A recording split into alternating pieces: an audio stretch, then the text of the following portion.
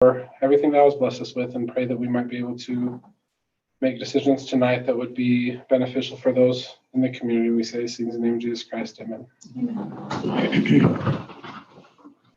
I pledge allegiance to the flag of the United States of America and to the republic for which it stands, one nation, under God, indivisible, with liberty and justice for all. You got it rolling, Jeremy? Yes. Excellent. I got a little hiccup. I never doubted you. I knew you could do it. I knew I could not do it. As council had a chance to review the minutes and the agenda and financial disbursements, are there any corrections or comments?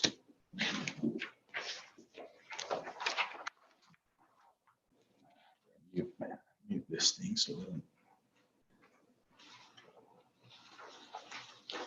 I didn't see anything there that was crazy. I make a motion that we approve the consent agenda and minutes and financial disbursements. Second, Turk and Shumway, all in favor? Aye. Sounds like everybody. Any item on here that involves a particular conflict of interest?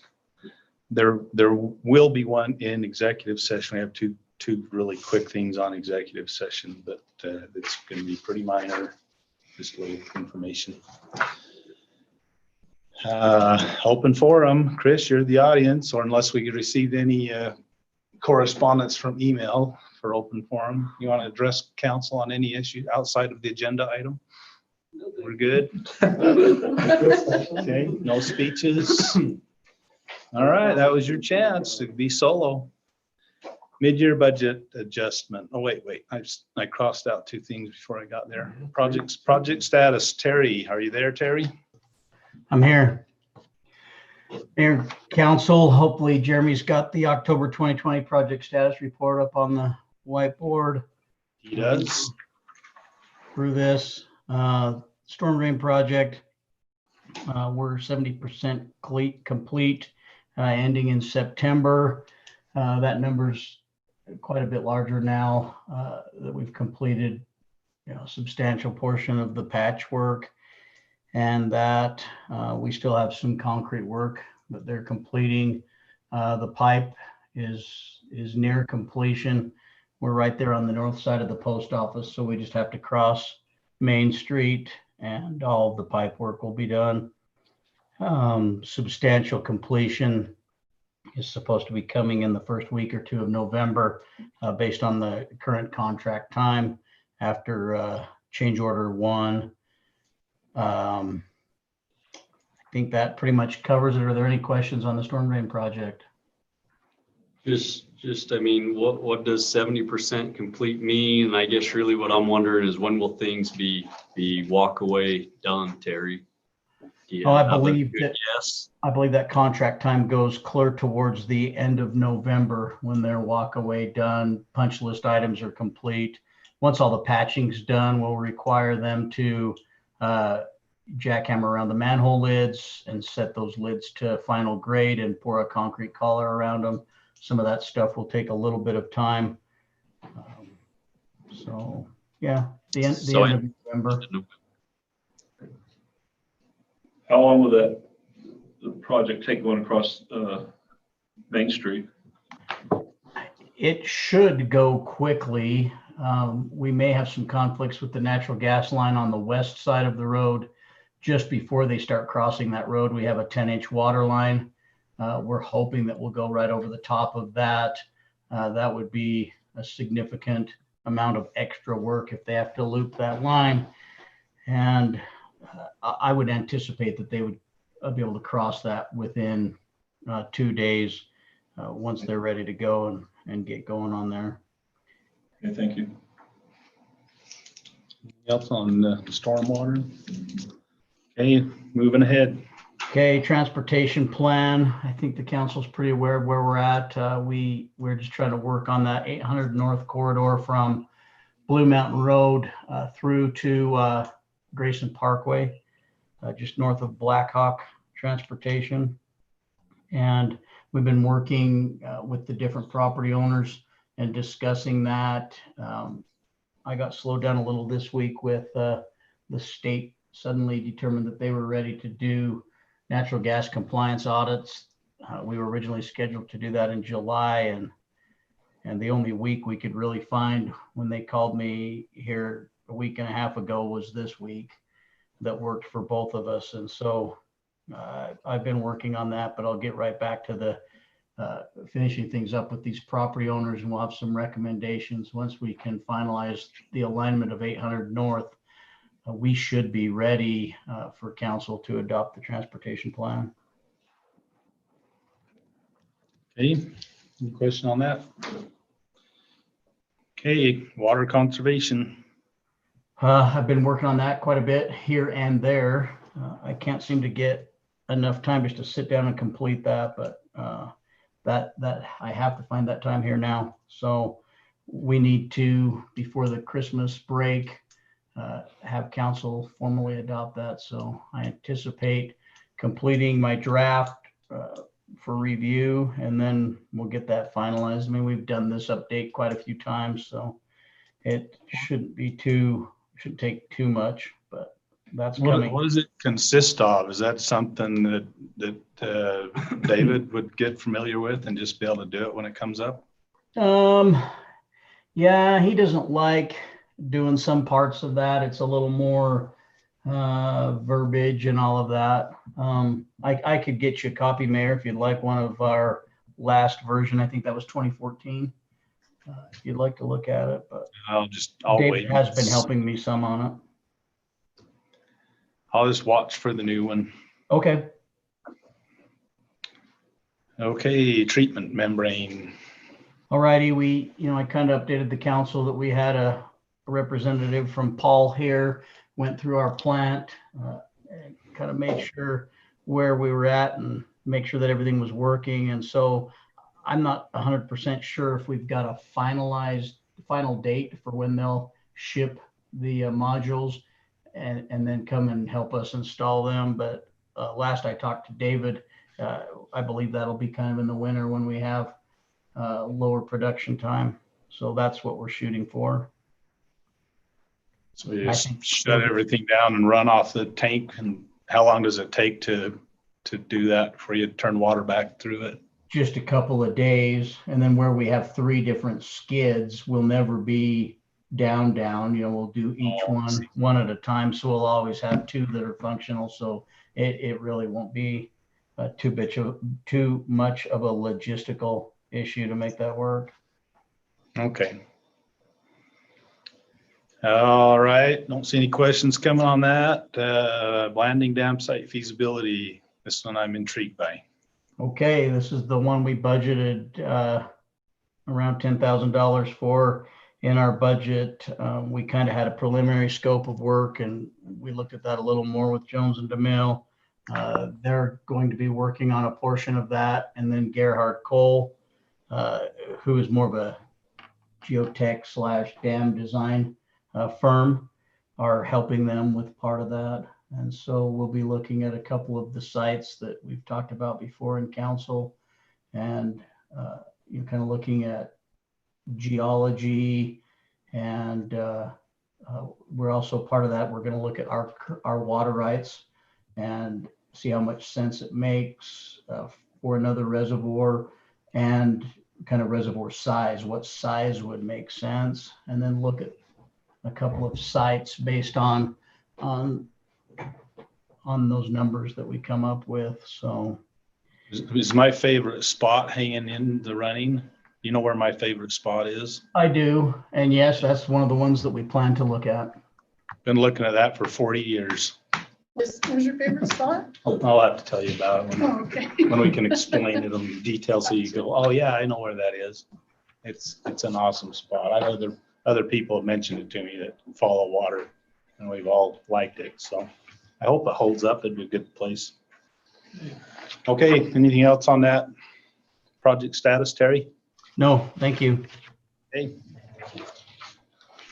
Okay, moving on, financial status, Ken Palmer. Well, I hope you had a chance to look at that report. It looks real good. Our sales tax is in good shape. I might mention that we are up 7% above last year's numbers at this time. So that's good news. That tells me that we are doing a lot of shopping local, and that's good. That's good for everybody. A lot of it's driven by the hailstorm of June 6th as well. That hailstorm's been the biggest economic boost the community's had in a long time. That is true. All the local contractors are busy. All the ones from out of town are here buying materials and spending money and eating food and staying places. And people are getting work done that a lot of them really needed it. It's been a benefit. As bad as it was, in the end, we're coming out pretty good. Kind of a silver lining to the disaster, right? Yeah. Do you have, I replanted my garden afterwards and I got tomatoes, so I haven't had those for 4 years. Still got them. If you want them, come get them. if you have Okay. it for me, I'd be happy to try to answer them. I like the notes you have in the margins. That's usually kind of the places I'm going to be looking anyway, so you do a good job with those. Any other questions on finance, council? Remind me why our court expenditures are so much higher this year than last year? Court expenses. Yes. Yeah, on page 1, I lower. think it's because of the way we reallocated Diane's payroll. Oh, okay. So she came off of police and went on court. Yes. Yeah, so you can see the crossover there. Okay, Because we tried to put people, allocate to the department they were spending their time in. And she spends more time in court than she does police. So we adjusted that. I think it's 95 and 5 now. It was 50-50.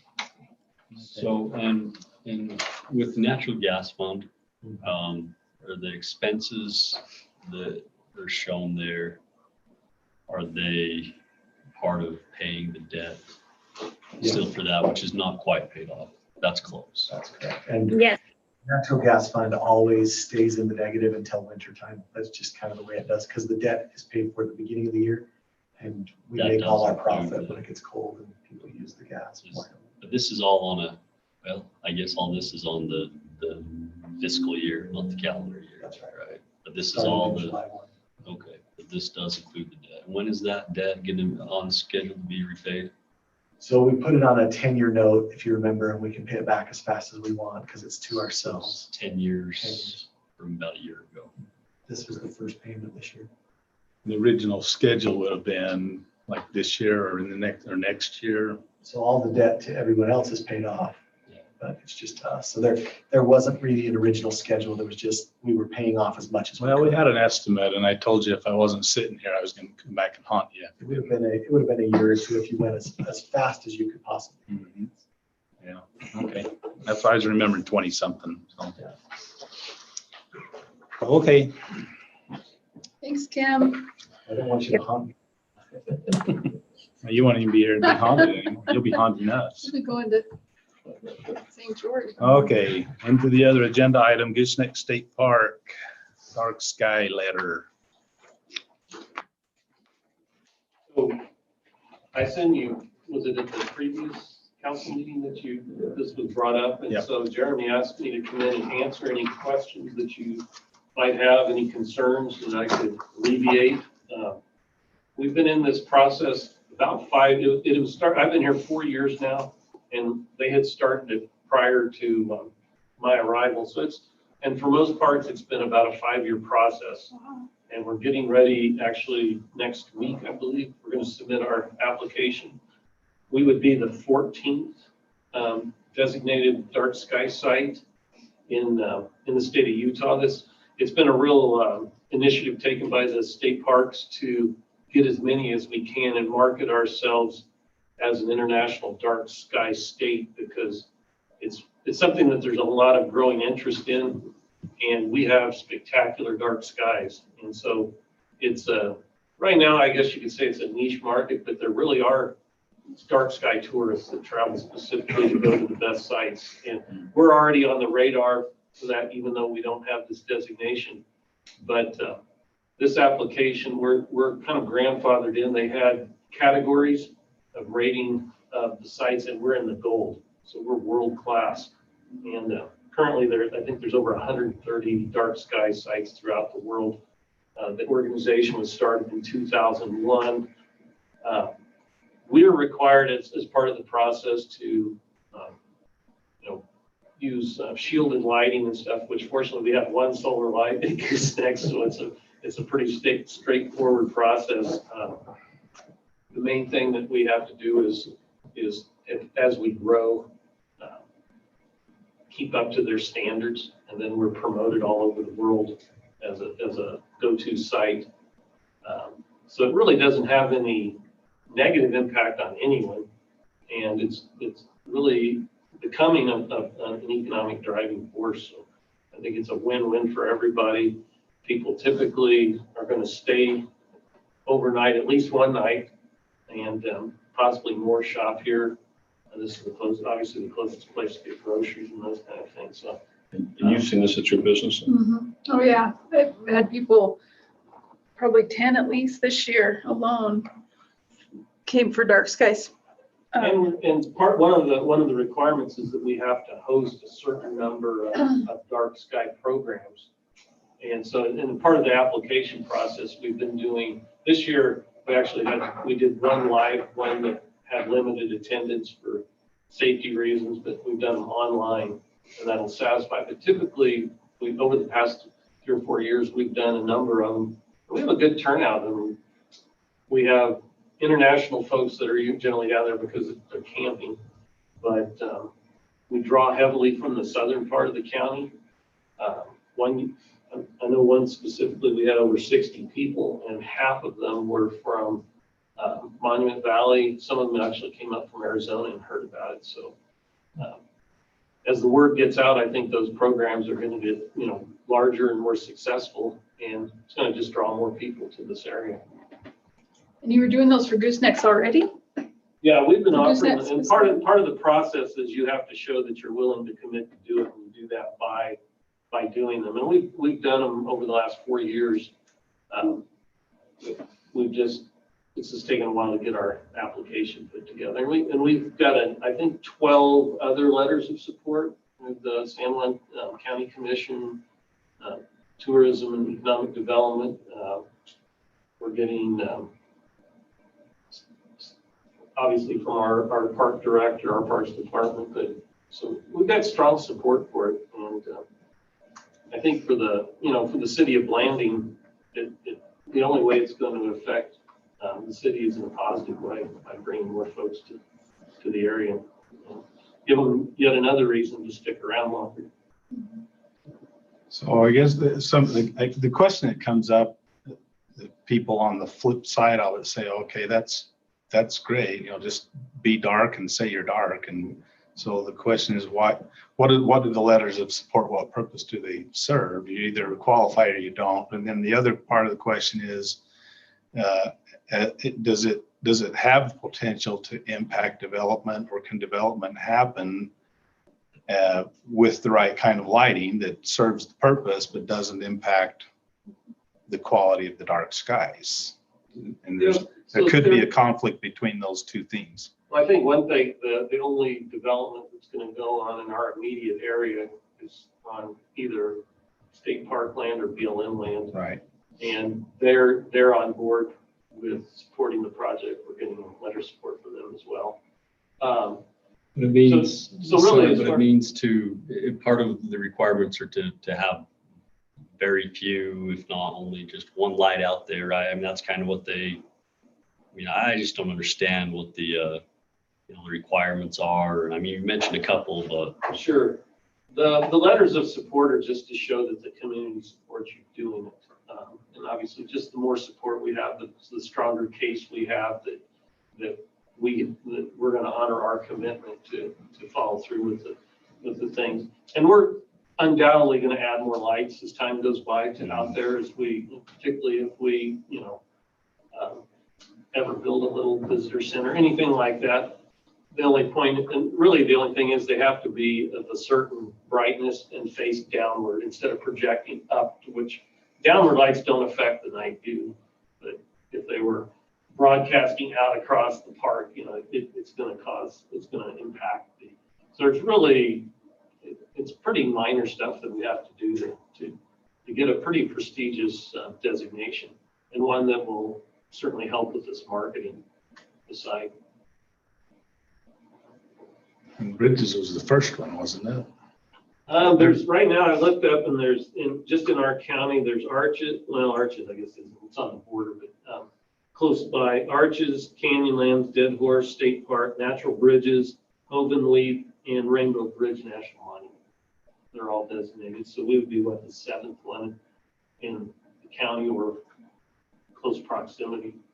Well, I can testify that there's a draw there because I have a rental, and a number of people just volunteered that they spent a lot of time, because my property, there's no lights anywhere near my property. So right on my property, they set up telescopes and they do whatever they're doing, and they love it. They comment on it quite regularly. So, I mean, as far as an economic driver, there is that element, but there's that concern that maybe is there a trade-off? And that's what I was getting to there is, can there be a trade-off, and how's that balanced? I think that concern is more if you were going for a dark sky community, where you're going to ask individual private property owners and business owners to do, to change the way but this, because we're basically, in control of our own park, there's really no chance for conflict.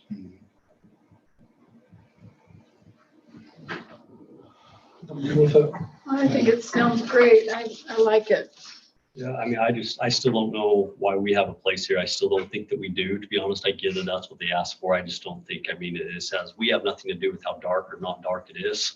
And so, Right. and I get that they asked for it, but I mean, I'm not necessarily against it, but I think it's important to make the comment that, the more that this area becomes that, the people that come here to want to do those kind of things, see this is their playground, they want to come and they want to leave, and they don't want us to have industry in general. I'm generalizing, but I think that's generally true.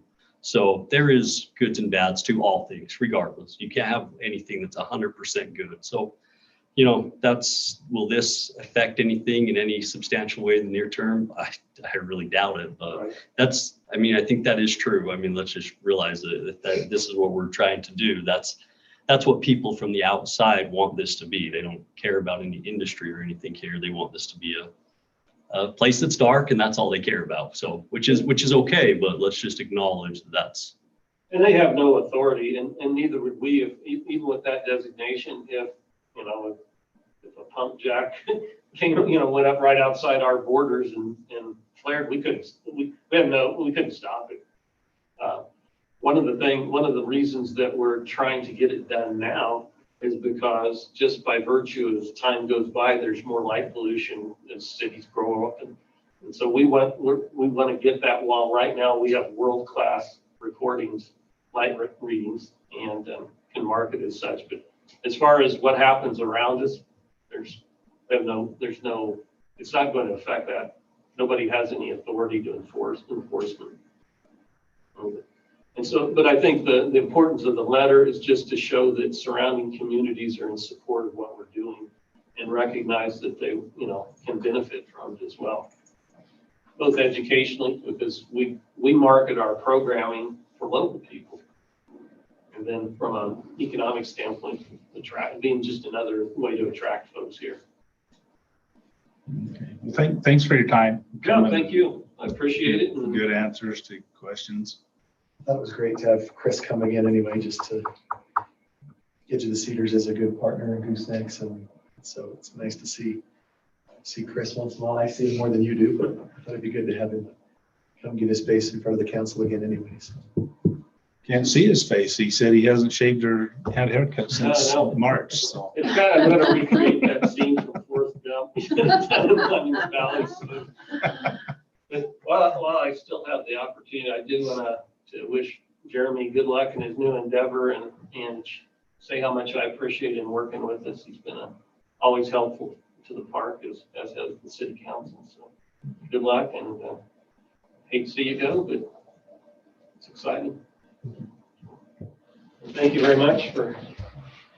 And just with Edge of the Cedars, that if that's, I mean, it's in too much of a city area that you would never look for this type of designation, correct? Because that would be my only concern, is that those regulations required for dark skies would be pushed out into, Sure. into Blanding, and that's not something that I just lived we. 3 houses down, so I put the footlights on. Right. Yeah. Well, and actually, they do have different levels of designations, and there is a community category, but we don't have any interest in doing that here. Yeah. We actually had, was it last year when there was a group of legislators that were coming through on that, in the bus, we did a little dark sky thing, and it's amazing what you can see even with the city lights, but it's not part of our plans, something we want to do.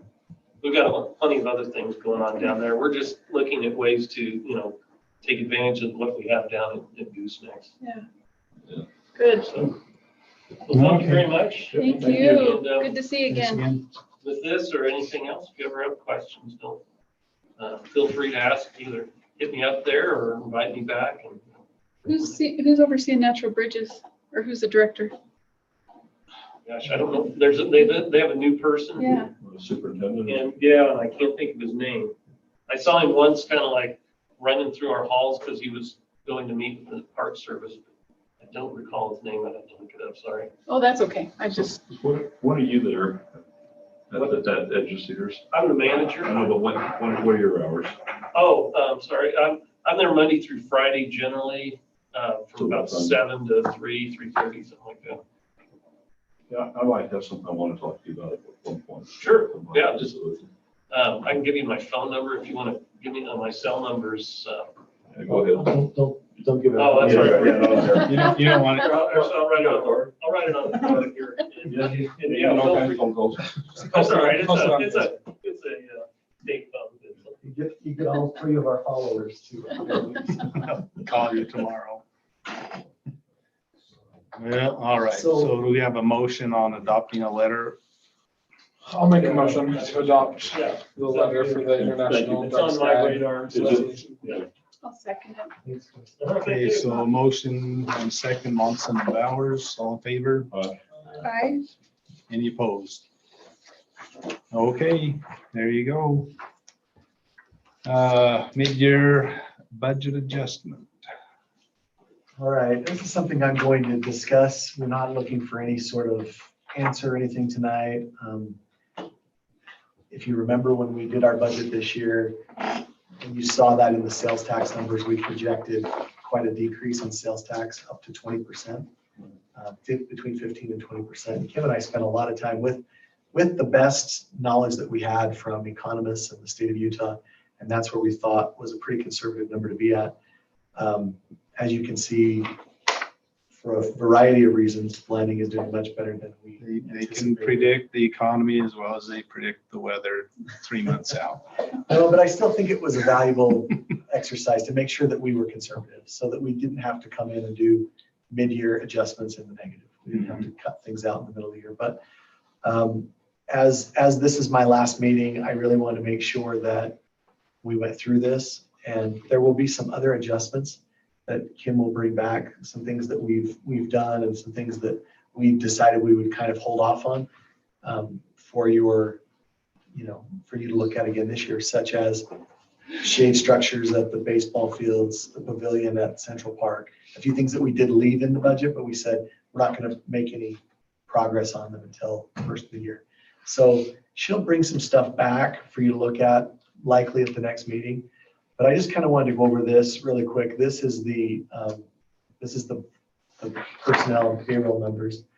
You can see that the current number, this is the first column.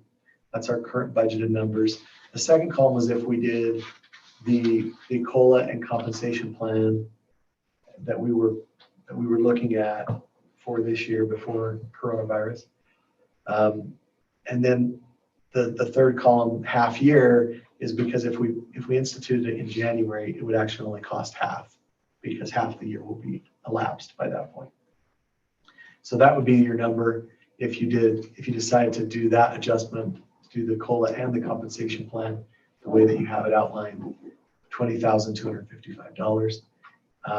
I did also put an option if you chose to do just a 1.8% COLA and not increase the compensation with the plan numbers. That total is $17,201 and a half year. It's $8,601. So really my goal in this is to make sure that you had these numbers. Probably a little easier for me to advocate for them because I'm not going to be here and it doesn't affect me. But I think your staff has done a really good job under difficult circumstances, all of them with coronavirus, but you took a conservative approach, and I think you want to look at it now and decide what it is you want to do. So With the comp plan numbers, all of those numbers match their performance related as well as, I mean, just the comp plan that we have. yes. But those match what their performance has been. So, I mean, we wouldn't necessarily sit down and be like, okay, this one's going to be less. This is what it would be. Yes. So what we did is in 2019, we had all those performance reviews in January and February of 2020. Kim and I put the whole budget together using these numbers with help from the supervisors based on their reviews. And then coronavirus hit and we went back and re-looked at everything. So these are those numbers from the 2019 reviews.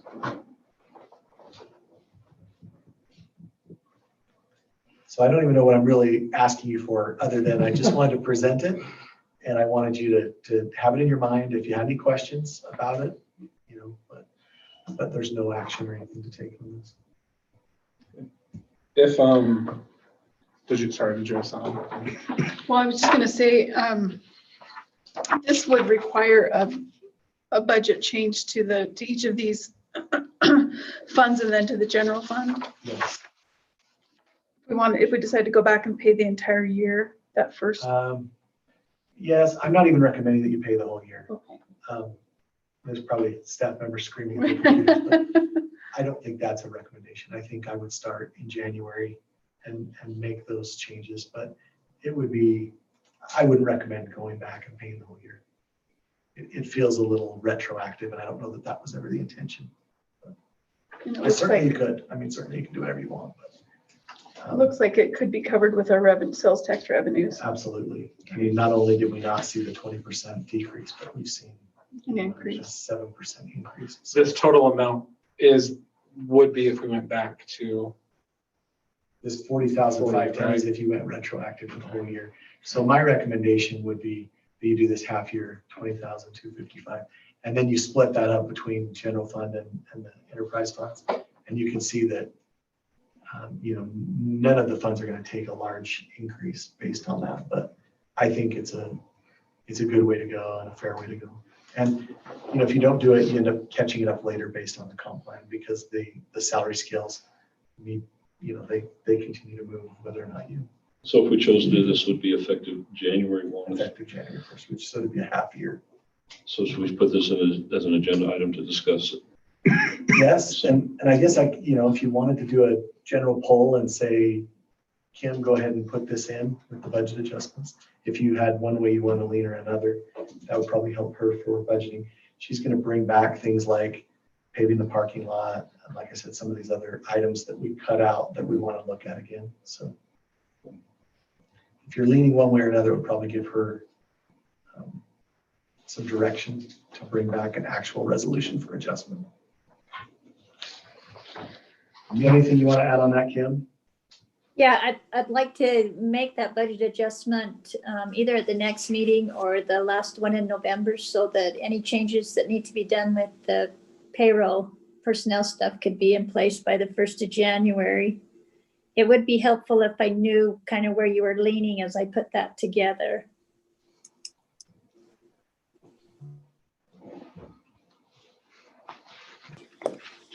Sorry, I got kids calling me. You'd think they'd leave me alone.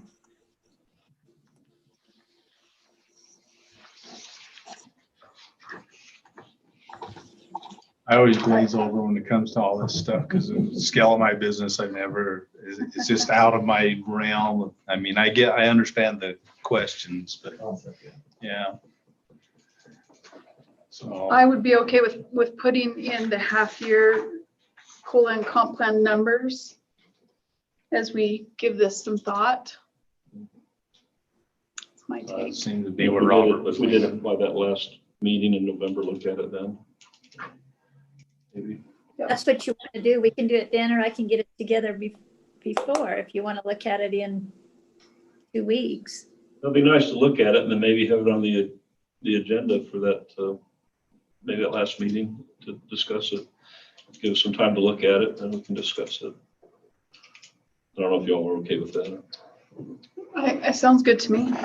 Yeah, it's just new, just needs looked at, so. How's that sound, Ken? Okay, just so I'm clear, you want to see it at the second I'd meeting? like to see it on the next, maybe just give us information, then we can study on it, and then we can maybe take some kind of action or something, that last meeting, or look at it. Well, what's in addition to this? What's the There additional are a few information? other items to the budget adjustments. So what I would recommend is she brings it back for the next meeting, and then you're not under pressure if you just want to look at it again at that meeting, all the budget adjustments. Yeah. There's no pressure to pass it if you don't want to. Then that second meeting in November, really, That's you how I'd should like take to some look at it. action. I'd like to see all the budget adjustments Yeah. in one place together, yeah. I'll put that together for the next meeting. It'll include the asphalt. It seems like the repairs on the roof would be in there that's offset by the insurance. I'm just pulling stuff off the top of my head. Seems like there was 2 other things. I don't have that in front of me. I'm sorry. Just anything we're anticipating coming up would be good to see in one Well, I spot. think the pavilion and the shade structures would be good to see in there. And they already are, so they They don't need a adjustment. Oh. But Whether you want to pull this. the discussion should be had as to whether you want to pull the trigger on those two. Yeah, that's all we didn't do this year. That's right. But we did leave them in the budget. Okay, Perfect. that was too easy. Thanks, guys. Okay, you're good there? Yep, thank you. Storm drain project change order number 2, Terry Ecker.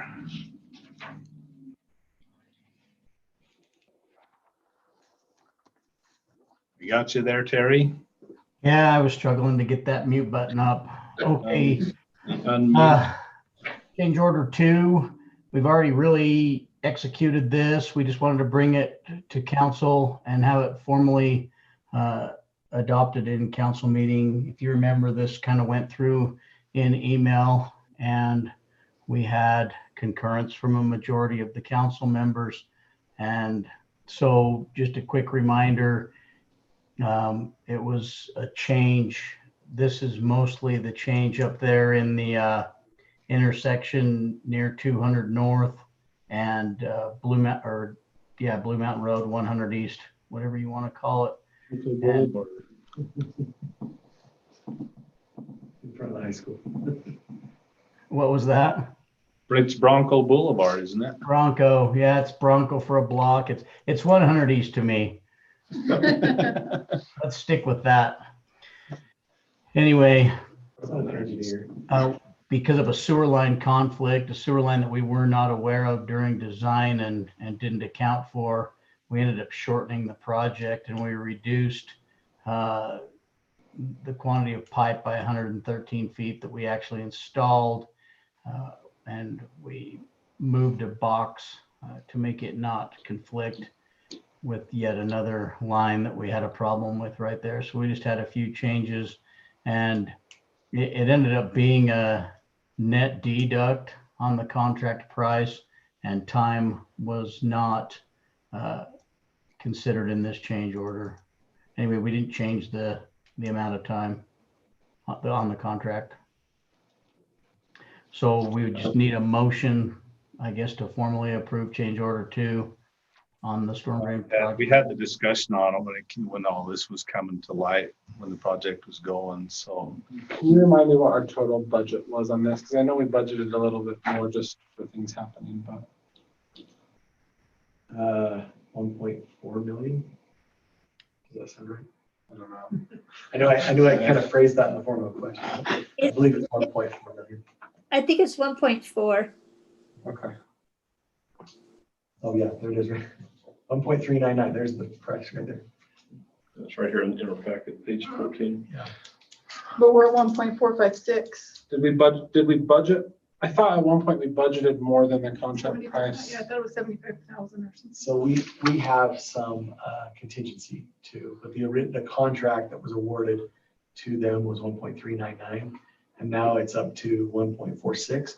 But the amount that we planned on in the project was more than that. Okay, So we had contingency built in. that's what I thought. Well, I'll motion that we approve change order number 2 for the 2020 storm drain project. I'll second it. Okay, that's Monson and Herb. I was gonna get there. All in favor? Any opposed? Okay, coronavirus review and letter, Cheryl.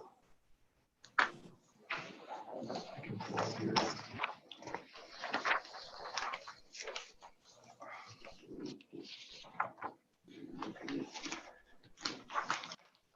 Sorry, what are you pulling up, Jeremy? You want me to pull up the letter? Oh, gotcha. I thought you were pulling up a review.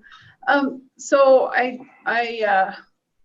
sent information about some things that Iron County is doing regarding their concerns with the recent restrictions, the new restrictions that the governor's put out as far as high risk, medium risk, low risk, and my concerns with the way that those new restrictions are put into place is that we could be high risk one week like we are now, moderate risk last week, high risk now, low risk the next week, and then have 20 more cases in our county, which could be 5 cases in 4 different locations, and be back up to high risk again. And my concern is that it really, I've thought a lot about this because the point of just mandating a mask and reducing the size of our social gatherings is really the biggest restrictions that are placed with those moderate and high risk. And at first I thought, well, that's not too hard. I personally don't mind wearing a mask if I'm given the choice, and I wear one when I feel like I'm in an unsafe place, or sorry, not an unsafe place, but a place where I feel like I'm not going to be able to keep my distance from people. I will wear a mask. I don't have a problem with it, but I like it to be my choice. And so I went out and I talked to a few of the businesses, and I immediately, when that was put into place, I had businesses call me and say, what am I supposed to do? Am I supposed to shut down? I have employees who can't wear masks.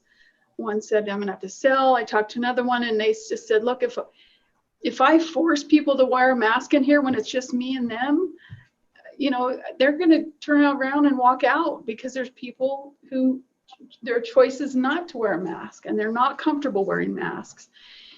And so I don't think I really thought about the up and down, and they're all emotionally spent. All of us are, everyone is, but putting us in this high risk, moderate, low risk category every few weeks just is very concerning for me, and the stress that it puts on our citizens, and the panic that it can cause. And I get the reasoning behind it, that we want people to be more diligent because our cases are going up.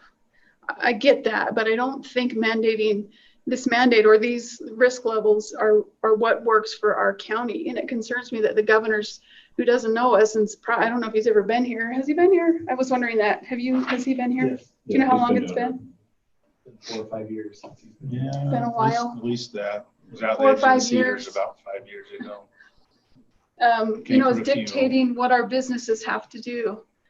And with recent concerns with the news coverage that's gone out about one of our restaurants, I'm even more concerned now. I think that was completely inappropriate and uncalled for. Because she had made her choice, and I think patrons didn't have to go there if they didn't want to go there. But so I like the idea of us as a city saying, look, we don't think this is going to work for you. And I went through this letter and rewrote it. You probably did the same thing. It's not an easy letter to write. I rewrote it with Jeremy's original outline several times, and I don't know if I ever got exactly the point that I was trying to make, because really in the end, if you read the Iron County letter, they just basically said, look, we're not gonna do this. We're not gonna do this. We're gonna do what's best for the safety of our residents and our economic and our health and our emotional health of our community. So, but I do like the idea of making a statement. You know, I don't think it'll have any effect. It's just us making a point. And I think the more people that come together to make the point, maybe they'll take a look at it. Maybe they'll look at it and go, they're right. If you have 20 cases in a county that's the size of Delaware, maybe that doesn't require us to take them to high risk every time that happens. I don't know. At least they'll know that we're concerned about this going back and forth. And maybe and the other thing too is we don't know if that'll happen. Maybe we'll be high risk and then we'll go back down to low risk and we'll never go high risk again. We don't know. But I personally think the governor has I believe the governor has overstepped his emergency powers, and I think he's done it for way too long, and now he's enforcing it in areas that he doesn't fully understand. So, but I welcome input and thoughts. As I read the letter, I appreciated that it tried to be holistic and say, okay, there is something out here, and my feeling on all of it is we want to know the truth as best we can know it, if it's knowable, and we want people to make good judgments for themselves based on the best information that can be provided. But I don't believe that can be mandated. Even if it's the right thing, does the authority exist to do that? And I personally believe the authority does not exist. Yeah, but it's being exercised all the same. So I like that the letter leaves it open to say, yeah, there is a concern, and let people deal intelligently with that concern based on the best information that they can get. I don't know how people feel about the letter generally. I would change one word, is all, from the third to the last paragraph. In the last line there, it says to be continually jerked around. I would change that word to shuffled. That's a good Shuffled idea. around.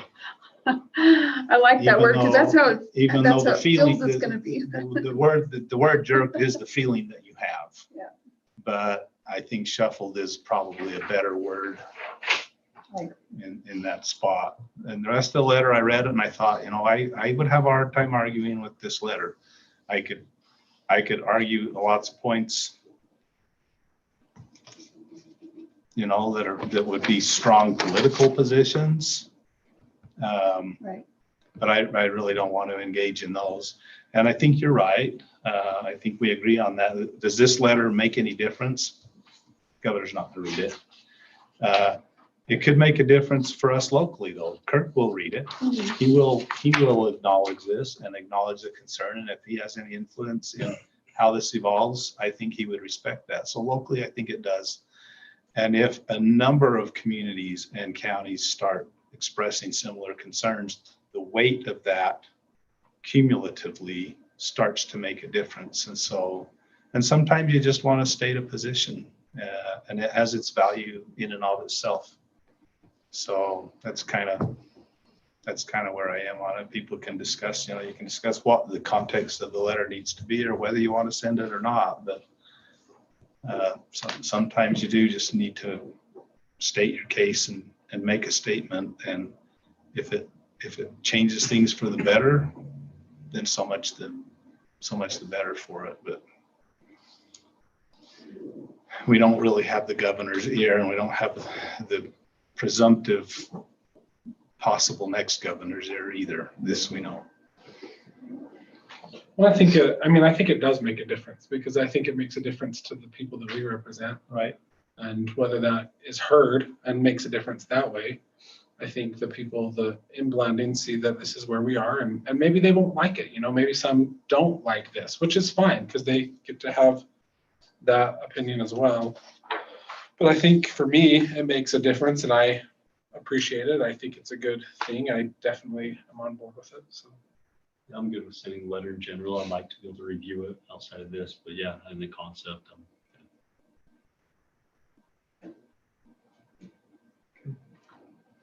So do we want to make a motion on publishing the letter, or do we want to come back in 2 weeks, having pondered on it, or are we good to run? I mean, I think the point is to do it now. I mean, 2 weeks, we're gonna be Yeah. dealing with the different Right. situations. So, I mean, I'd say, I mean, I don't know what's actually okay to do, but let's say, however we need to say it, that if we're okay with this, we're okay with this, which I am, just let's over the email next couple days, we can. If you have changes to it, make those changes. But the council agrees with concept behind. I do. I think with the statement that we want to be safe, and we want our residents to be safe and healthy in all the ways, economically, emotionally, physically. But we believe that you do that not by a mandate from the governor's office. You do it through local authority and in education and information. So that's really the stance, just so it's clear for the newspaper and anyone watching, that's the stance that we're taking. Okay, so you're wanting to let it massage a little bit and come back with a formal passage and publish. Well, Our next I think it's just, sorry. I my think we'll get it thought- out. Let's get it out. We approve it now, whatever that means, and I just, You might have some it's minor just not like, changes. I mean, my only issue is I doubt I have changes, to be honest, but I hate signing my name to something that I haven't really had a chance to read. And Right. that's the only thing. So I doubt I have any changes, so. You can make a few little minor changes to it and send it back out for everyone's review. If everybody would check their email tomorrow and just respond back and say, still looks good. Does that sound okay? Yeah, I mean, I'd We like want to, to change at least one word and on there's, this last page, the numbers you have here, they're not accurate anymore, or is that just supposed? Right, that's a supposed. Okay, so Yeah. that's a supposed. So technically, we get over 14% positivity and 20 I got you. positive cases in a county our size. It would put us in high risk every time that Well, happens. yeah. That's it. Oh, I can make that Sooner more the clear. later, sooner the better. Well, okay, so if I'm reading this right, I mean, I don't know that we need to approve the letter by motion, but it's always better if we do. So I guess the motion would be to approve the letter in concept as it is, subject to minor revisions to be approved through an email communication. Okay, So I'll make the motion. there, That we that's approve- good. that we approve the concept of the letter to be sent to the governor, Utah Department of Health, Kirk Benj. I have CCs on here, Phil Lyman and San Juan County Commissioners, if we want to do that. Yeah, with minor edits. And so those minor December edits ink be and- completed by what time, what date? You know, Could we say by Thursday? would that give you time to look at it and me to look at it? and- Cheryl's exactly right. The letter that I wrote last week wasn't even, Yeah. it changes so quickly that if we wait much longer than a couple of days, So if you we'll get be this, rewriting it again, so. That's the point. Well, this is a more- The results that they give us. This is a lot more holistic letter than the one before. It was very pointed, and I liked it. But this is More broader, general. and it's gonna have a broader application over time. I like it. I'll second Cheryl's motion. Can I just make one more? I mean, the one thing we don't come out and say is we're not going to follow the governor's orders. And that's, I debated whether to put that in. I mean, we just, look, we're going to do what we're going to do. And I debated whether or not to put that in and just think about that. I think we're making that same statement without saying those words because we don't want to have any backlash for our community either, but, and I don't think they hold any weight other than their words, but they might. And if they help our businesses that are now being hurt by everything that's going on, might be. Okay, so we got the motion, Just a- Bowers and just a Monson, all in favor? Before we leave that topic, because it speaks to the same general topic, and maybe this falls under information. But I got this letter from the governor as a businessman. And so I don't know who all is on the list, and who all got them. But I'll just leave this here, or I'll email it out to anybody. he wants to see it, there's a link there to why they're making the recommendations that they're making. They got a video about it. I didn't have time to see the video. This came right as I was leaving the house. But it's giving businesses an opportunity to voluntarily sign up and say, we're on board, we're going to do this. And they get some kind of certification and get put on the list. We're a business that we're on board with the governor. And that's great, except that what if their business chooses not to be on board with the governor? So that's kind of a concern. So like I say, this is information. If people are interested, I'll email this out to everybody so that you can see what I got. So you can see what other businesses are probably getting this, kind of contemplate what are the implications of this, and just be aware. Kind of relates to our letter. So I need to remind myself to send that. Essentially a roll call if who's following the language wrong. There's some scary Someone overtones. did. There's some scary overtones to it that I'm not really too excited about. So, okay, San Juan County interlocal agreement. All right, before I get too far into this, last time we talked a little bit about the potential for legal redress on this, and if we want to go that route, I would recommend that we discuss it in a closed session. So that's just my first caveat. I did send the email that you can see here to Mac McDonald from the county, along with the budget request that we had. And I had lunch with him and hand delivered the budget request, but I asked him if we were very concerned that the county did not distribute the TRT funds for 2020, that we felt like, well, there's no doubt about it. It is in our local agreement that those must be distributed. So we do have a legal agreement with the county to distribute the same amount that we collected in 2019, which was about $40,000. And then I mentioned the fact that the COVID-19 funds were allocated, the CARES Act funds, and asked if there was any discussion now about distributing those. You can see the response. Mac copied the mayor, he copied Commissioner Adams on the response, and basically said there certainly has not been a discussion regarding TRT allocation. Last year, they received almost $1.1 million in TRT. This year, $404,000. He let us know that they notified us that they would not be distributing the funds. They have done some collaborative marketing efforts. That is true, with Natalie's office over at the county to help do some marketing for the community. But it is pretty apparent by this email that at least Mac has no intention of revisiting the issue. Well, what he's not acknowledging though is if the TRT is down, then our request is down. It would be for next year. And if our TRT is up, then our request is up. So it flows with the abundance or the lack thereof.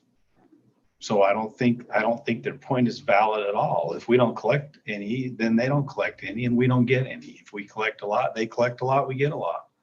The other point that I want to make. The rest of their budget is not relevant to the TRT agreement. It's driven by the TRT dollars. The other point that we make is this interlocal agreement is not just TRT dollars. It's what the county will do from their end and what we do from our end. Right. And so we did not make the choice to not provide fire protection in the county this year because we thought our sales tax or TRT or any other tax numbers were down. So we have followed through with our end of the agreement. That's the only thing I would say is it's hard to pick and choose and say, well, because of this, we're not going to fulfill our end of the agreement. Blanding City has fulfilled their end and will continue to do so, as far as I know. But that's a point worth making.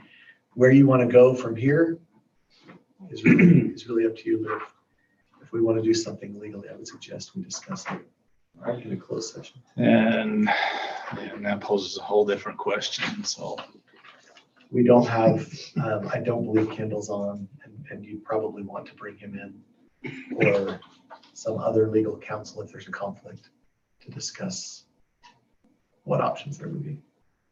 Kendall is our attorney and also the county attorney. yeah, the conflict I with the think meeting that's obvious right to now. state right here. Yeah. And last meeting, he actually left before we discussed this for that very reason. So. Right. Well, yeah, and that's the conflict. We can't really seek legal advice about this issue from our attorney, who is also the county's attorney. So I guess the only insight we would seek is if he had a recommendation as to who we would talk to that's not going to be in a conflicting position. And I'm sure he would be happy to do that. And I just want to say, it's not a very good, I don't know.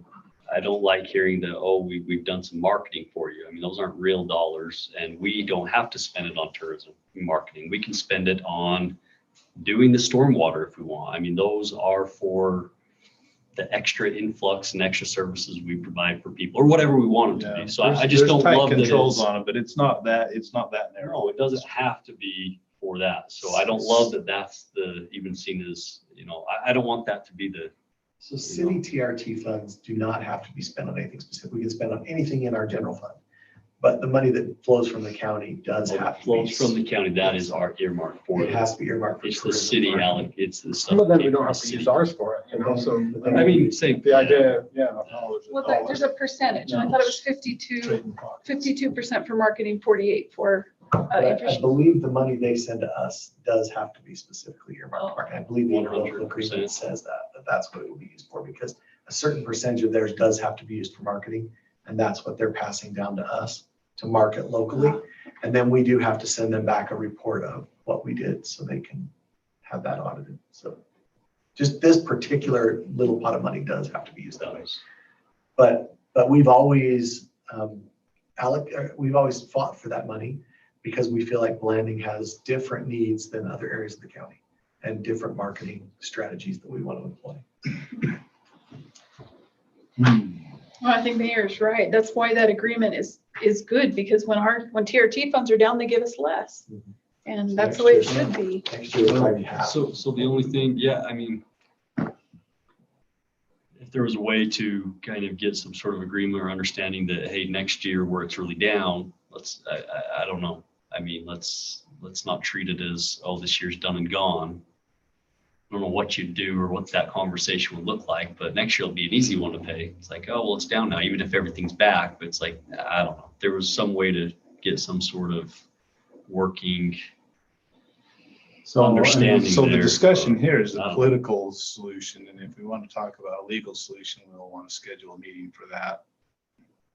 And so what's the feeling I on think it would council? be, I mean, my personal opinion is I would like to talk about the legal side of it a little bit more. Me too.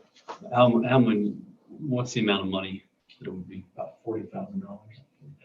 For this year that they did not give us, for correct? this year, based on last year's? And so Right. next year it should be less than that. I Yeah, mean, next year's according gonna to be way these down. numbers, it would be half of that or something like that. Ours is real similar to theirs, about half.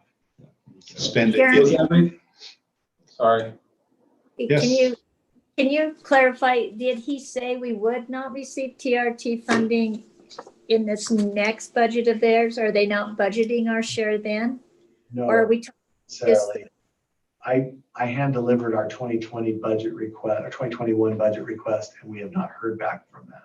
So that was what I met him to give to him, and then sent a follow-up email about 2020's TRT. So they have not made a decision as far as I'm concerned, as far as I know on that. Within the interlocal agreement, is this the only portion of that that has not been met? Or is there's more, right? So Recreation. recreation, We did receive the recreation funds. we did. We did. the airport? We did not receive airport funding, but the FAA did away with all matching funds for airports. So so that's not a big issue. And the airport part of the interlocal agreement does say based on budget. So that one is not as ironclad as this. It does say they will budget for it based on their ability to budget for it. So I don't think we have a very, good standing on the airport, although we've had 50, 60 years worth of them sharing expenses on the airport. We have a long track record. This is the first time I've ever heard of that they decided they weren't going to share. So you've got two things. Yes, we could look at the legal route, but there's also this political route where we need to put some more political pressure on the county to say, look, we are following our interlocal agreement and you are not following yours. If we don't want to follow any of this, then maybe we need to let them know that starting in 2021, they need to take care of their own fire protection for the 1,000 residents who live around Blanding and those who live in White Mesa and and all these other places that Blanding Fire Department goes and takes care of. So it would be much more expensive than the $40,000 that they. Yeah, it cost not $1 million. allocated. Would it It's just a Fire no-brainer. station, staff, a fire crew, buy trucks. I mean, a truck alone is $600,000, one truck. So there's this idea, I guess, this is what I tried to explain to Mac at lunch, and I think we got through, but there's this idea that this is a handout in some way to Blanding City, and it absolutely is not. These are two government entities getting together to decide who is going to handle what so that we're not duplicating services, but it's certainly not a handout. And that makes it kind of feel that way because we put in this budget request, but it is not. I mean, it would be like them having to request every year that we did fire protection. We don't require that because it's in the interlocal agreement. It's just understood that that's going to happen. But the way this has been, it sort of feels. They think it's a handout. They think yeah, I agree. Would it be better, or, I mean, I guess could our first route be to maybe write a letter with some of those things mentioned and attempt To the that county first? commissioners. Yeah. We did that a little bit in our budget request. If you remember, we referenced the interlocal agreement. We talked about that it's two-sided and that these, so we've kind of done that, but normally what I would recommend is, yeah, we get with our elected officials at the county level and remind them of this. I mean, I think it might be a good idea to get with Bruce and help him remember what it is that this agreement What does, trades are. what those are. It's a joint.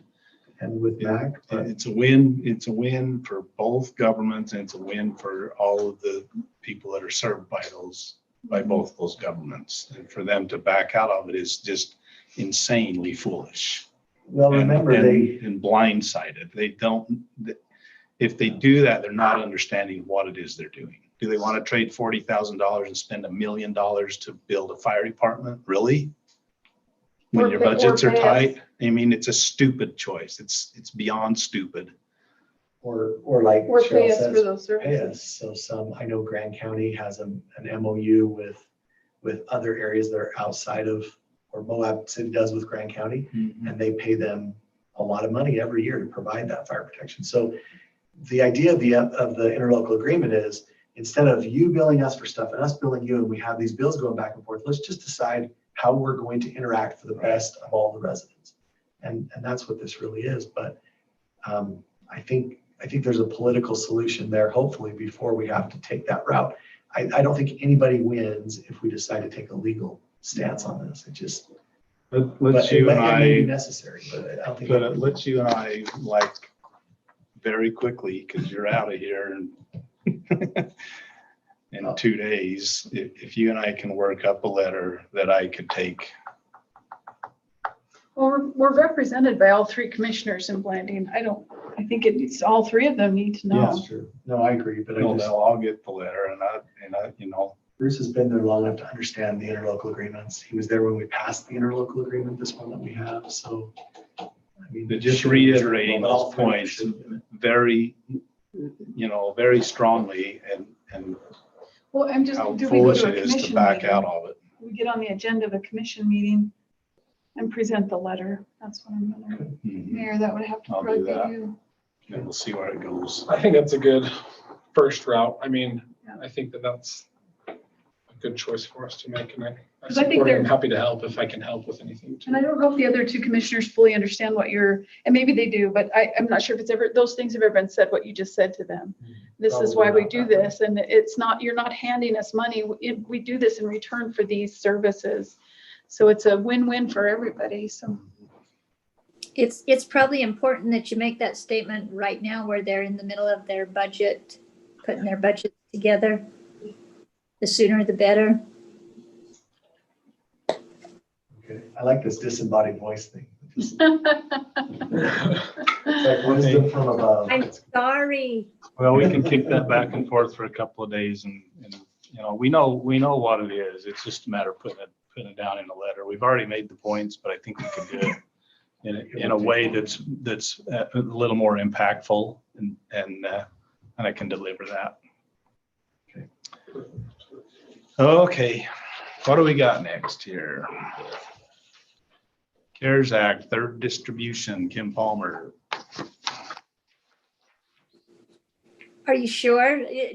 Am I speaking like, I'm like an angel speaking from heaven? That's, Close enough, close enough. and I've come here to tell you that we have the opportunity to take a third tranche. I'm learning this big word that Jeremy always uses. And I wrote down how much it was. It is on my sheet that Jeremy's trying to pull up.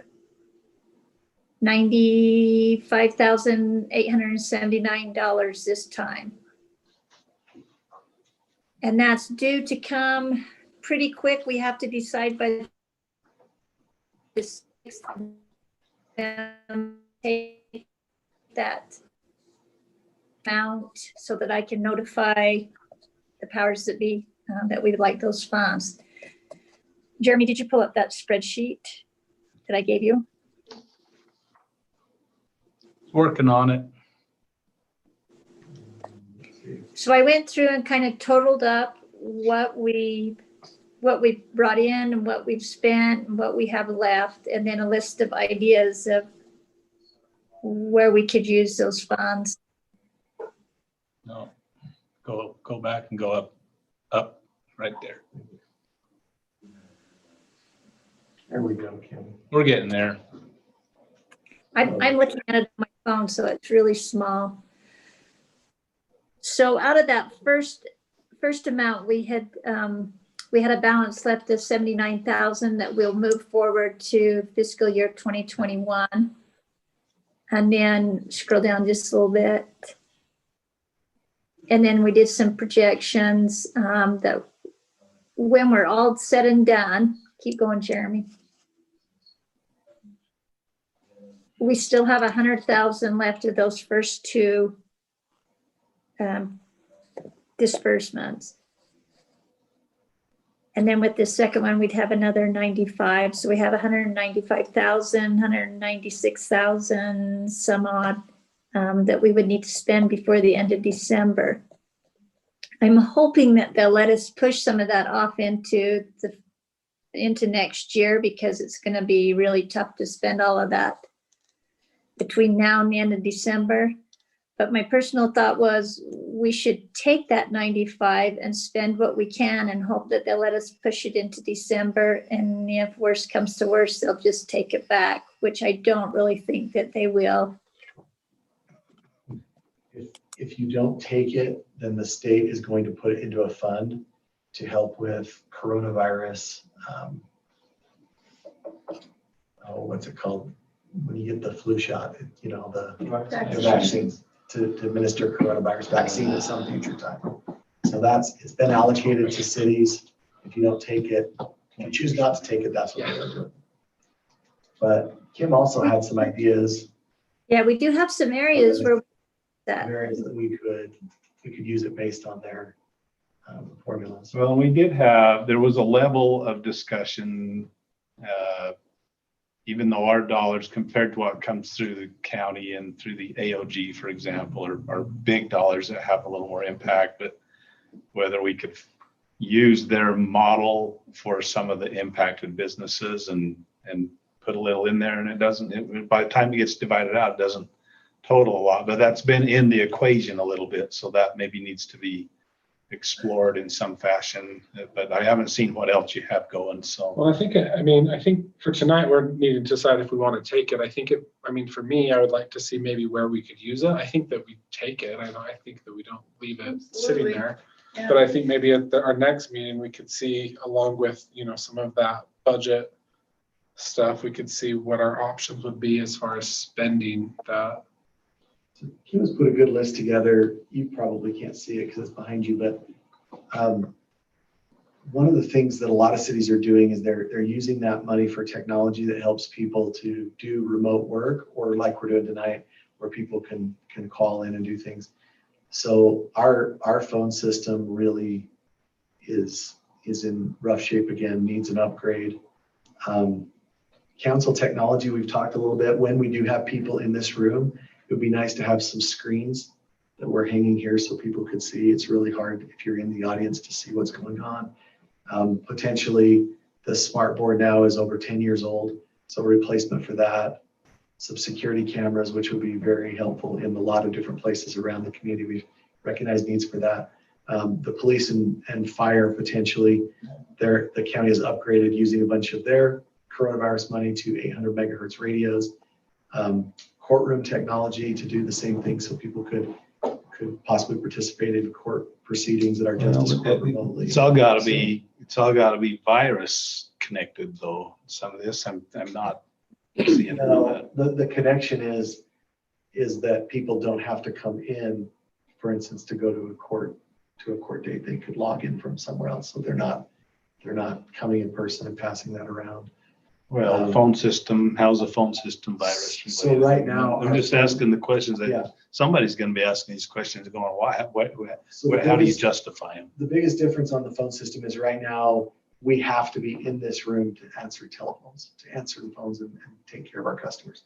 So new phone systems, you know, for instance, if Kim is distanced because of coronavirus, she could have those calls routed to wherever she was, if that makes sense. So we can take care of business at more than one location. So that's the idea behind it. But those are really good questions. So far, they're allowing quite a bit of latitude. If you can come up with a way that makes that work.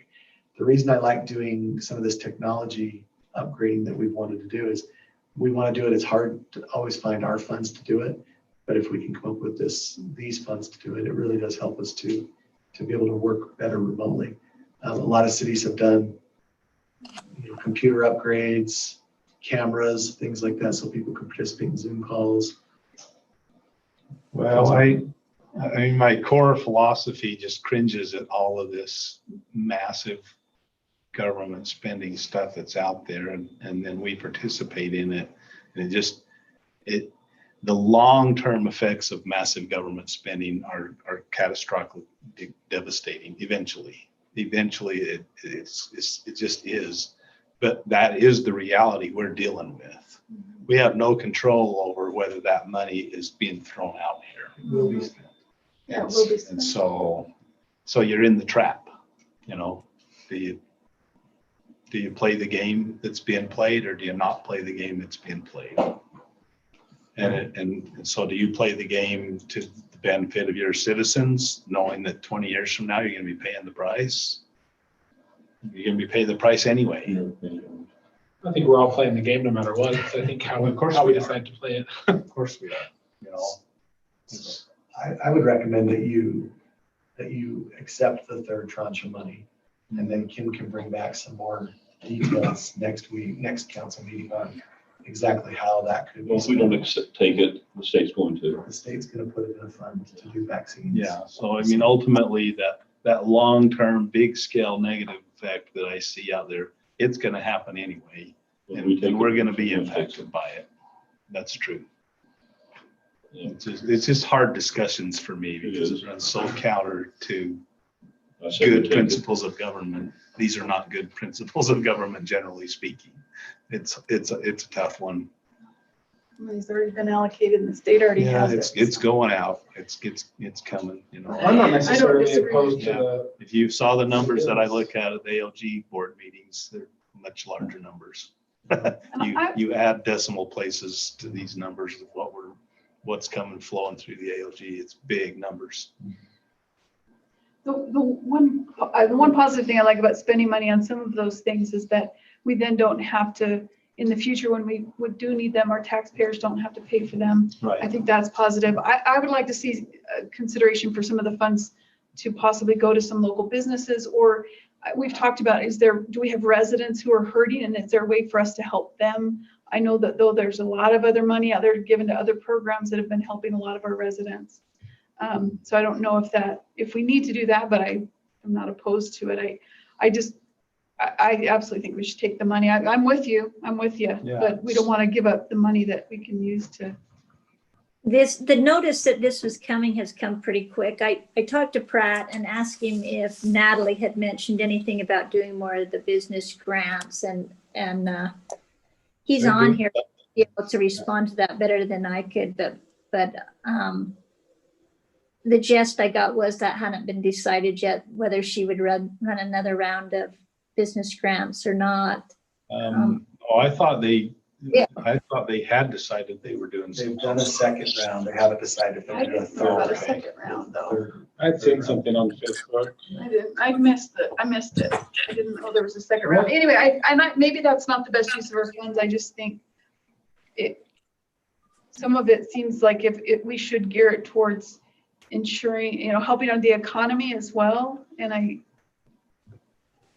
And I'd like to, I'll definitely put some thought to that. Yeah, I think Everyone's open I to think we it. should come up with some Yeah. things. I mean, I don't personally have anything right now that I could say let's use it for, but I think if we have time. There's a written list of guidelines to some extent that tells you. I mean, it honestly sounds that if you can say, Evolving and ebbing and because of flowing. Corona, Yes. I can justify this, it sounds like you can justify almost anything. Yeah. But how do you benefit? So what do you How do need you from use us it? How do today? we Just a benefit vote, it? take this money. The thing that's time sensitive is we have to tell them we want the money by next week. So do I make a motion that we take the money? Is that- Yeah. I make a motion, we take the third installment I'll second it. We'll figure it out. of the trust. Sean. This word. Okay, there's the motion. Second. You got the second. Yeah. Okay, all in favor? Aye. Any opposed? Okay, we're in the game. It's a very strange game we're playing this year. Very strange. Okay, administrator applicants. I was, I didn't expect Wow, anything to yes. come in real fast. But they kind of kept trickling in. I got the 10th one in today, or just like 10 minutes before the 5 o'clock close on the 26th. So we have 10 applicants. I read over them, kind of a cursory review. And I was going to wait because what I've done, which I informed council, we'd had the questionnaire, and I've sent the questionnaire out to get written responses. You You sent it to got all one of in them? your, Is it in my box? in your box. I got my mail earlier. So everybody has everything that I've received. And when the questionnaires are all in, so I have them all, then I'll send those out so you can match them up.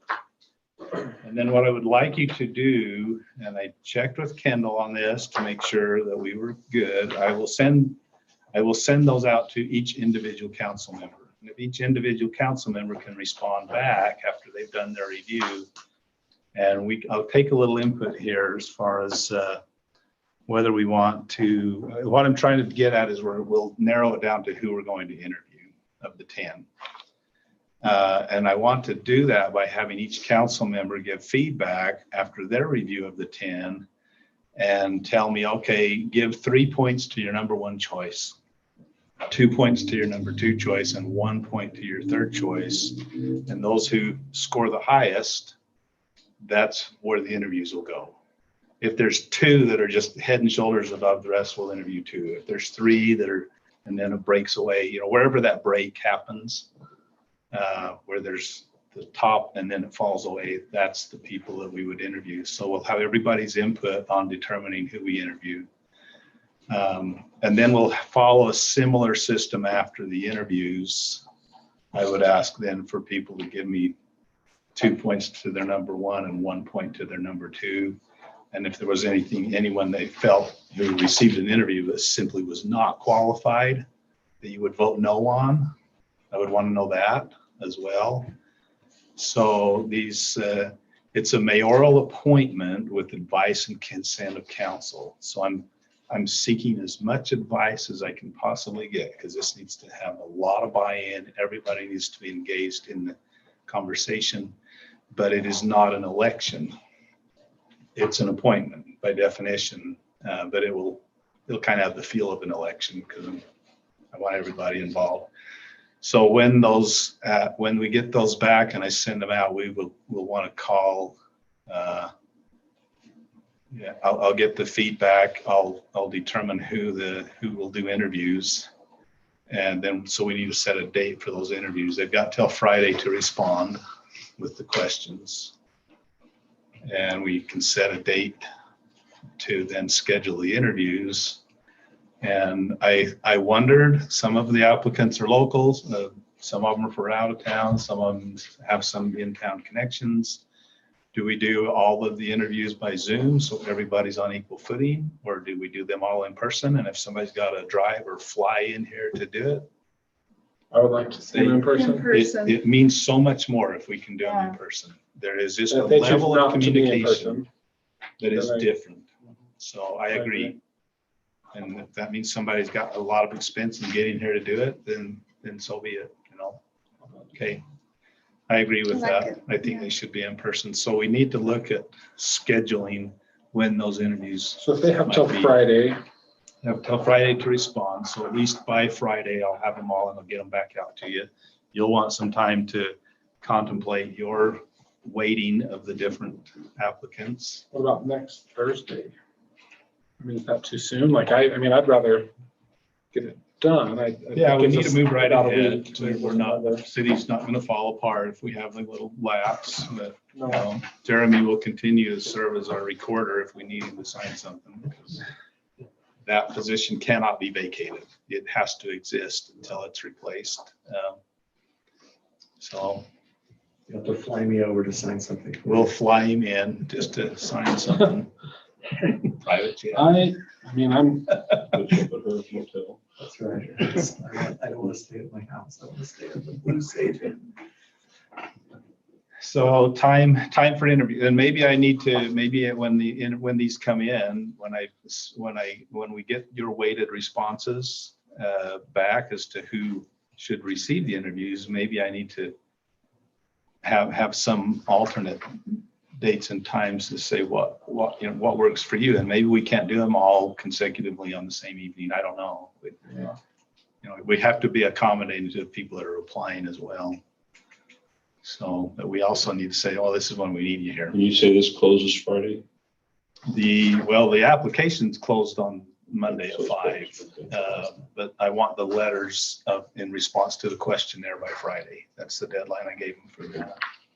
I mean, for me, I feel like I can go through what I have now before Friday, and then I can use what we get Friday to help with that. So for me, I probably really wouldn't need much time after even Saturday, Sunday to have that back to you as far Right. as for me.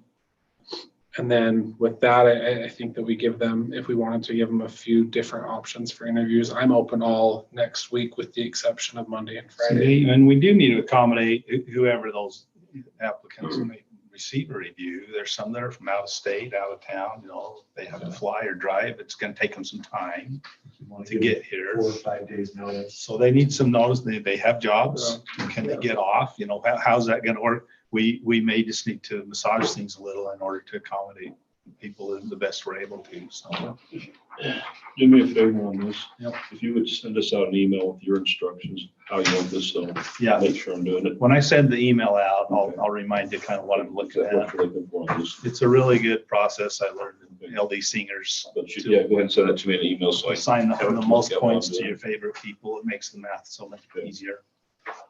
And so really, if we've, an appointment of anybody that we interview should be approved because obviously we collectively chose to interview them. And unless something was revealed in the someone wants to interview get that super went, wow, political. no, you can't do this. That's probably not who I'm going to appoint. So I don't suspect we'll have a situation where we have somebody we're interviewing that we realize we simply don't want them. We got enough information. We'll make good choices on who we interview. So when I have the questionnaire, the moment I have the 10th questionnaire, I'll send them all out. So that I know that I've got them all and that you all have them all. So with the instructions that Robert's talking about. So, I think we have some great candidates. It's yeah, exciting. each one, as I kind of reviewed them a little bit when they were coming in, I was like, wow, we got a good draw. It's not Jeremy. I was really impressed. One of the guys said, hey, I think I came in third to your guy in Washington. Oh. I won't tell you who that was because that was a phone call. I haven't even looked at them. I'll go ahead and do city manager items, then I'm going to expand on your city manager items just a tad. All right, just a couple things that came up this week. All of our parks and facilities are winterized, which we got in just under the gun before we had a bunch of snow. If you've noticed, the parking lot's been torn up a little bit. We did find a concrete tank out here in the driveway. So that's why we had to excavate that and put in a bunch more dirt. But that is getting ready to be paved as soon as the weather will allow. We do have 8 teams for girls basketball. We are working with the local health department to come up with ways that this will work well for the new high level that we're on. They have a form that we can fill out and still do the basketball program. So they're working with us pretty well. I do have a little final statement I want to read, if you guys don't mind. I want to read it because I want to get, this is my last meeting. I'd like to get it in just the way I have it. And I won't be emotional either, so this is good. You can. My predecessor would have become emotional, so. It's true. All right. I've had the privilege of working for Blanding City for the past 13 years. Blanding is a special place, but the thing that makes it so special is the people of this community. I appreciate them greatly and their support of me in my position. I've worked for 3 mayors and many city council members. They have all worked very hard for the people of this community, and I have great respect for those who volunteer to stand for election and help make things better for their friends and neighbors. So thank you all. I'm incredibly thankful to the many city employees, past and present, who dedicate their time and effort to improving the lives of their fellow citizens. The successes we have had and will continue to have in Blanding are a direct result of our hardworking city employees. The city is in good hands moving forward with them. I also want to personally thank the people of Blanding for being so kind, loving, and supportive to me and my family.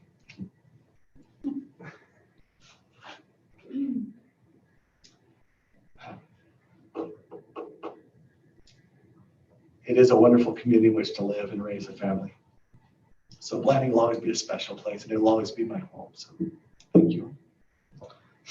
Well, thank you. And like I said, Jeremy he'll still be our recorder until we officially get somebody hired, and that's part of their job description. And for the next very short period while we bring somebody up to speed, he'll be our UAPS rep. That'll happen pretty quick. We'll trade that over.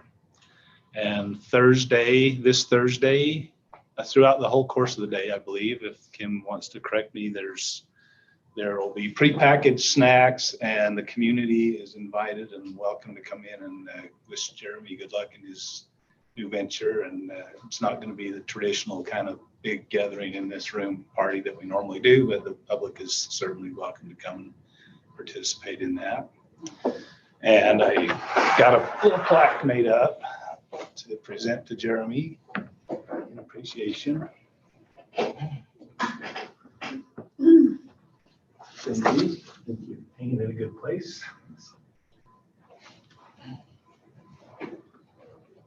I told him he couldn't leave until I was done being mayor, whenever that is, but he didn't listen. Can I get a picture? I'm supposed to get a picture of. So you gotta have Joe B to present the plaque again. Yes. Okay. Sorry. Come over here where we get the flag and the fireworks. And that way I can kind of hide the. Up on the internet 20 years later. Yeah, don't worry. This thing needs to move. It hasn't moved for a while. It gets bound up. There we go. Shall we move you back, Cam? Oh. Cheers. I mean, I'm all about it, but okay, take it to you. Okay, we should be good. Okay, thank you. Thanks, Jeremy. Thank you, everybody. I appreciate it. I got a little history with I grew up across the street from Bud Nelson. I was kind of a protege for him. He tutored me along in my young life when I wouldn't listen to my parents. And I was involved in Chamber of Commerce for a lot of years, and my job there, a lot of it was liaison with the city council through a lot of Norman Johnson's years. And I worked with Chris for a number of years on the planning commission and as a council member, and all of Jeremy's years so I got a little idea what it takes to be a city manager, because I've been connected to a few of them going back clear to the 70s. So anyway, I'm confident we'll get a good replacement. And anyway, so when you do your evaluations on these, and this will be a question that I'm gonna ask them when we have the questionnaire, or when we have the interviews, but this job, because we're a small city, but we're kind of a big, small city. And a lot of that is due to the enterprises, power, water, sewer, natural gas, stormwater. These are businesses, and they are the largest part of our budget. So we're more a conglomeration of businesses than we are a government function as far as the budget is concerned. And the management level that is required to do that is higher for a city of our size than most cities our size. And it requires extensive expertise, education and experience in finance and accounting. It requires a lot of expertise in handling the new technologies that are out there now and emerging. And most importantly, it requires communication. You've got to communicate well with the public, with your staff that you are administrator and supervisor over, with the politicians that sit at this table who are in constant rotation over time, and all of their different personalities, and they're sort of your temporary boss. And you have to be the face of the city, more so than the mayor or any council member. More often, it's the city manager that is the face and the representative of the city. So it's a weighty responsibility, and Jeremy's done it well. Mhm. So, Henry needs a good friend. Well, I'm really bad this way. So that's, I guess, an information item. We do have two little things we got to handle. Like, there's a water rights issue on executive session, and then one little thing that would fall under personnel, which Kendall won't be here for, but I think it's simple enough that I told him if anybody had any questions, they could call him. So I'd accept a motion to enter executive session. I'll make a motion that we enter executive session. Okay, it's Bowers and Turk, all in favor? Aye. Okay, we'll start that up in just a couple minutes.